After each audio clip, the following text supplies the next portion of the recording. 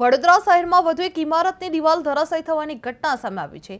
સોમાતળા વિસ્તારમાં આવેલી અંબિકાધામ સોસાયટીમાં એપાર્ટમેન્ટની દિવાલ અચાનક ધરાશાયી થતા અફરાતફરી મચી ગઈ હતી।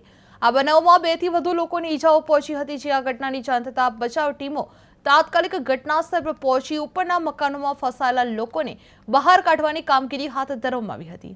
પ્રાથમિક માહિતી મુજબ આશરે 25 વર્ષ જૂની બિલ્ડિંગની દિવાલ ધરાશાયી થઈ હોવાનું સામે આવી રહ્યું છે। જે વડોદરામાં એપાર્ટમેન્ટની દિવાલ ધરાશાયી થઈ હતી। જે સોમાતળા અંબિકાધામ સોસાયટીમાં આ બનાવ બન્યો હતો। જે 2 થી વધુ લોકોને ઈજાઓ પહોંચી હતી। જે ફસાયેલા લોકોને રેસ્ક્યુની કામગીરી હાથ ધરવામાં આવી હતી।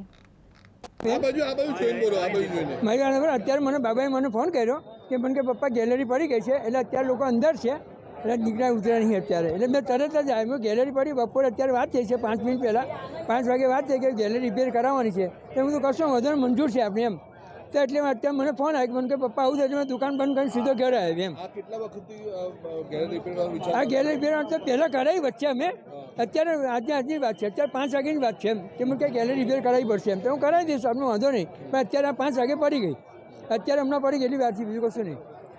એટલે અત્યારે જે બાલ્કની ધરાશાયી થઈ છે અને બિલ્ડિંગ જે છે ગ્રાઉન્ડ પ્લસ 3 ફ્લોર દેખાઈ રહ્યું છે અને એની બાલ્કની જે મેઇન સ્ટેરકેસ તરફ જતી હતી બાલ્કની ધરાશાયી થઈ છે।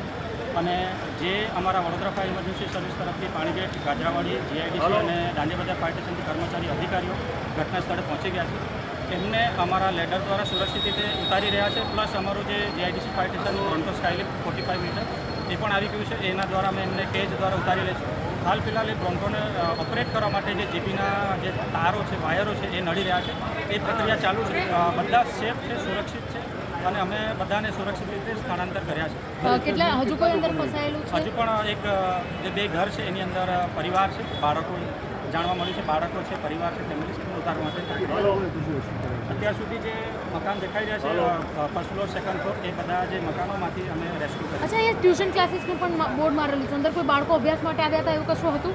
હાલ ફિલહાલ એ ટ્યુશન ક્લાસ ખાલી છે।